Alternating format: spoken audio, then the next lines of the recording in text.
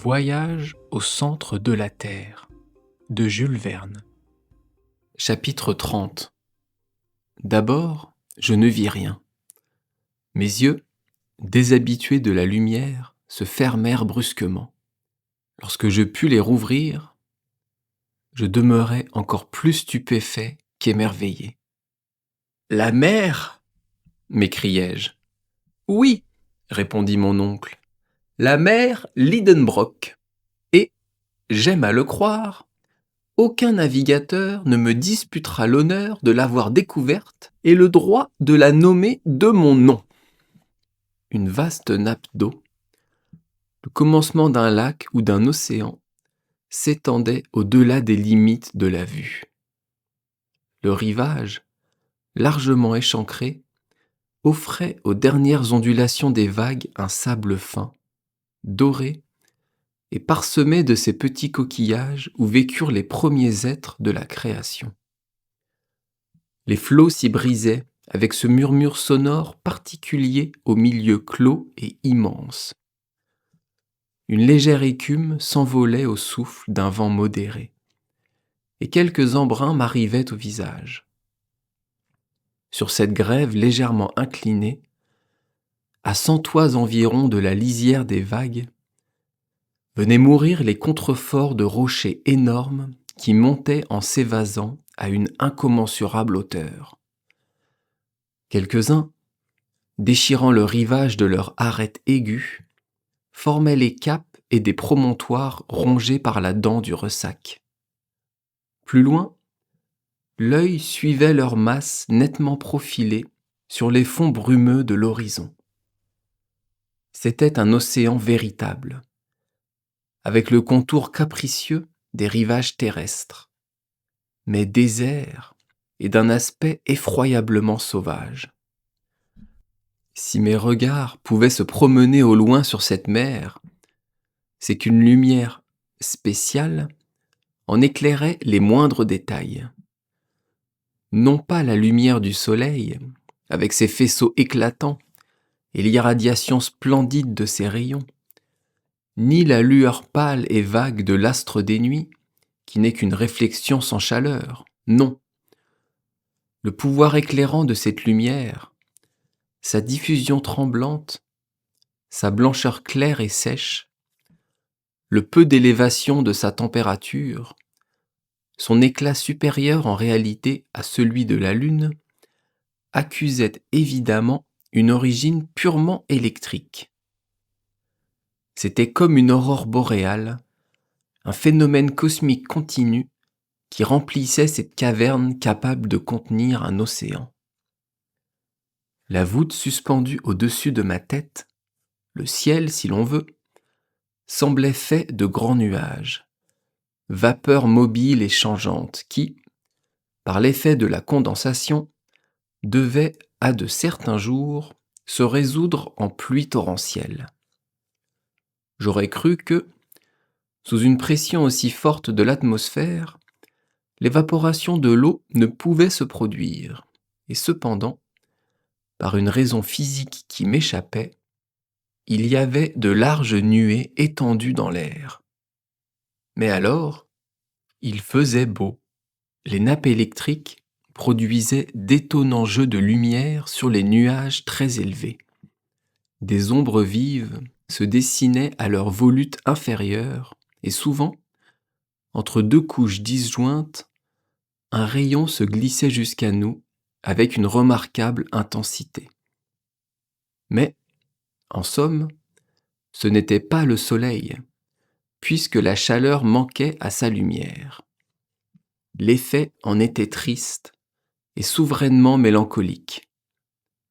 Au lieu d'un firmament brillant d'étoiles, je sentais par-dessus ces nuages une voûte de granit qui m'écrasait de tout son poids. Et cet espace n'eût pas suffi, tout immense qu'il fût, à la promenade du moins ambitieux des satellites.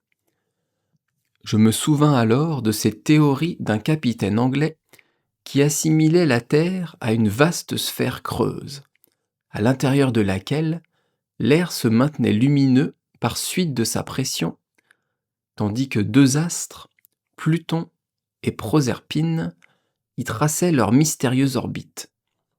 Aurait-il dit vrai ? Nous étions réellement emprisonnés dans une énorme excavation. Sa largeur, on ne pouvait la juger, puisque le rivage allait s'élargissant à perte de vue. Ni sa longueur, car le regard était bientôt arrêté par une ligne d'horizon un peu indécise. Quant à sa hauteur, elle devait dépasser plusieurs lieues. Où cette voûte s'appuyait-elle sur ces contreforts de granit ? L'œil ne pouvait l'apercevoir. Mais il y avait tel nuage suspendu dans l'atmosphère, dont l'élévation devait être estimée à 2000 toises, altitude supérieure à celle des vapeurs terrestres, et due sans doute à la densité considérable de l'air. Le mot « caverne » ne rend évidemment pas ma pensée pour peindre cet immense milieu. Mais les mots de la langue humaine ne peuvent suffire à qui se hasarde dans les abîmes du globe. Je ne savais pas, d'ailleurs, par quel fait géologique expliquer l'existence d'une pareille excavation.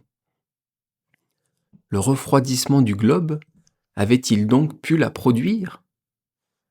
Je connaissais bien, par les récits des voyageurs, certaines cavernes célèbres, mais aucune ne présentait de telles dimensions.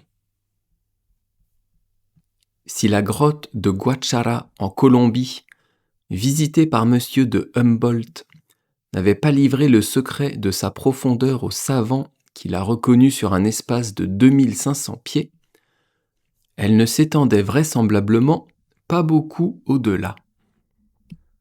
L'immense caverne du Mammouth, dans le Kentucky, offrait bien des proportions gigantesques, puisque sa voûte s'élevait à 500 pieds au-dessus d'un lac insondable, et que des voyageurs la parcoururent pendant plus de 10 lieues sans en rencontrer la fin.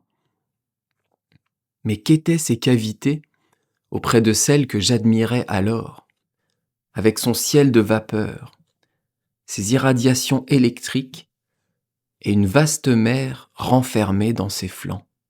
Mon imagination se sentait impuissante devant cette immensité. Toutes ces merveilles, je les contemplais en silence. Les paroles me manquaient pour rendre mes sensations. Je croyais assister, dans quelque planète lointaine, Uranus ou Neptune, à des phénomènes dont ma nature terrestrielle n'avait pas conscience. À des sensations nouvelles, il fallait des mots nouveaux, et mon imagination ne me les fournissait pas. Je regardais, je pensais, j'admirais avec une stupéfaction mêlée d'une certaine quantité d'effroi. L'imprévu de ce spectacle avait rappelé sur mon visage les couleurs de la santé. J'étais en train de me traiter par l'étonnement et d'opérer ma guérison au moyen de cette nouvelle thérapeutique. D'ailleurs, la vivacité d'un air très dense me ranimait, en fournissant plus d'oxygène à mes poumons. On concevra sans peine qu'après un emprisonnement de 47 jours dans une étroite galerie, c'était une jouissance infinie que d'aspirer cette brise chargée d'humides émanations salines. Ainsi n'eus-je point à me repentir d'avoir quitté ma grotte obscure. Mon oncle, déjà fait à ces merveilles, ne s'étonnait plus. « Te sens-tu la force de te promener un peu ?» me demanda-t-il. « Oui, certes, répondis-je, et rien ne me sera plus agréable. » Eh bien, prends mon bras, Axel, et suivons les sinuosités du rivage. J'acceptai avec empressement, et nous commençâmes à côtoyer cet océan nouveau. Sur la gauche, des rochers abrupts, grimpés les uns sur les autres, formaient un entassement titanesque d'un prodigieux effet. Sur leurs flancs se déroulaient d'innombrables cascades, qui s'en allaient en nappes limpides et retentissantes. Quelques légères vapeurs, sautant d'un roc à l'autre, marquaient la place des sources chaudes, et des ruisseaux coulaient doucement vers le bassin commun, en cherchant dans la pente l'occasion de murmurer plus agréablement. Parmi ces ruisseaux, je reconnus notre fidèle compagnon de route, le Hanspaar, qui venait se perdre tranquillement dans la mer, comme s'il n'eût jamais fait autre chose depuis le commencement du monde. « Il nous manquera désormais, » dis-je avec un soupir. « Bah, » répondit le professeur, « lui ou un autre, qu'importe !» Je trouvais la réponse un peu ingrate. Mais en ce moment, mon attention fut attirée par un spectacle inattendu. À 500 pas, au détour d'un haut promontoire, une forêt haute, touffue, épaisse, apparut à nos yeux. Elle était faite d'arbres de moyenne grandeur, taillés en parasols réguliers, à contours nets et géométriques. Les courants de l'atmosphère ne semblaient pas avoir prise sur leur feuillage, et au milieu des souffles, ils demeuraient immobiles comme un massif de cèdres pétrifiés. Je hâtais le pas. Je ne pouvais mettre un nom à ces essences singulières. Ne faisaient-elles point partie des 200 000 espèces végétales connues jusqu'alors ? Et fallait-il leur accorder une place spéciale dans la flore des végétations lacustres ? Non. Quand nous arrivâmes sous leur ombrage, ma surprise ne fut plus que de l'admiration. En effet, je me trouvais en présence de produits de la terre, mais taillés sur un patron gigantesque. Mon oncle les appela immédiatement de leur nom. « Ce n'est qu'une forêt de champignons, » dit-il. Et il ne se trompait pas, que l'on juge du développement acquis par ces plantes chères aux milieux chauds et humides. Je savais que le Lycoperdon giganteum atteint, suivant Bulliard, 8 à 9 pieds de circonférence. Mais il s'agissait ici de champignons blancs, hauts de 30 à 40 pieds, avec une calotte d'un diamètre égal. Ils étaient là par milliers. La lumière ne parvenait pas à percer leur épais ombrage, et une obscurité complète régnait sous ces dômes juxtaposés comme les toits ronds d'une cité africaine. Cependant, je voulus pénétrer plus avant. Un froid mortel descendait de ces voûtes charnues. Pendant une demi-heure, nous errâmes dans ces humides ténèbres, et ce fut avec un véritable sentiment de bien-être que je retrouvai les bords de la mer. Mais la végétation de cette contrée souterraine ne s'en tenait pas à ces champignons. Plus loin, s'élevait par groupes un grand nombre d'autres arbres au feuillage décoloré. Ils étaient faciles à reconnaître. C'étaient les humbles arbustes de la terre, avec des dimensions phénoménales. Des lycopodes hauts de 100 pieds, des sigillaires géantes, des fougères arborescentes, grandes comme les sapins des hautes altitudes, des lépidodendrons à tiges cylindriques bifurquées, terminés par de longues feuilles et hérissés de poils rudes comme de monstrueuses plantes grasses. « Étonnant, magnifique, splendide !» s'écria mon oncle. « Voilà toute la flore de la seconde époque du monde, de l'époque de transition. Voilà ces humbles plantes de nos jardins qui se faisaient arbres au premier siècle du globe. Regarde, Axel, admire. Jamais botaniste ne s'est trouvé à pareille fête. » Vous avez raison, mon oncle. La Providence semble avoir voulu conserver dans cette serre immense ces plantes antédiluviennes que la sagacité des savants a reconstruites avec tant de bonheur. Tu dis bien, mon garçon, c'est une serre. Mais tu dirais mieux encore en ajoutant que c'est peut-être une ménagerie. Une ménagerie? Oui, sans doute. Vois cette poussière que nous foulons aux pieds, ces ossements épars sur le sol. Des ossements? M'écriai-je. Oui, des ossements d'animaux antédiluviens. Je m'étais précipité sur ces débris séculaires faits d'une substance minérale indestructible. Je mettais sans hésiter un nom à ces os gigantesques qui ressemblaient à des troncs d'arbres desséchés. Voilà la mâchoire inférieure du mastodonte, disais-je. Voilà les molaires du dinothérium. Voilà un fémur qui ne peut avoir appartenu qu'au plus grand de ces animaux, au mégathérium. Oui, c'est bien une ménagerie, car ces ossements n'ont certainement pas été transportés jusqu'ici par un cataclysme. Les animaux auxquels ils appartiennent ont vécu sur les rivages de cette mer souterraine, à l'ombre de ces plantes arborescentes. Tenez, j'aperçois des squelettes entiers. Et cependant, dit mon oncle, je ne comprends pas la présence de pareils quadrupèdes dans cette caverne de granit. Pourquoi? Parce que la vie animale n'a existé sur la Terre qu'aux périodes secondaires, lorsque le terrain sédimentaire a été formé par les alluvions et a remplacé les roches incandescentes de l'époque primitive. Eh bien, Axel, il y a une réponse bien simple à faire à ton objection. C'est que ce terrain-ci est un terrain sédimentaire. Comment? À une pareille profondeur, au-dessous de la surface de la Terre? Sans doute. Et ce fait peut s'expliquer géologiquement.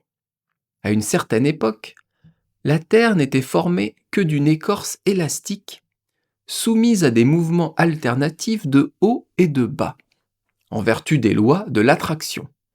Il est probable que des affaissements du sol se sont produits et qu'une partie des terrains sédimentaires a été entraînée au fond des gouffres subitement ouverts. Cela doit être, mais si des animaux antédiluviens ont vécu dans ces régions souterraines, qui nous dit que l'un de ces monstres n'erre pas encore au milieu de ces forêts sombres ou derrière ces rocs escarpés? À cette idée, j'interrogeais, non sans effroi, les divers points de l'horizon. Mais aucun être vivant n'apparaissait sur ces rivages déserts.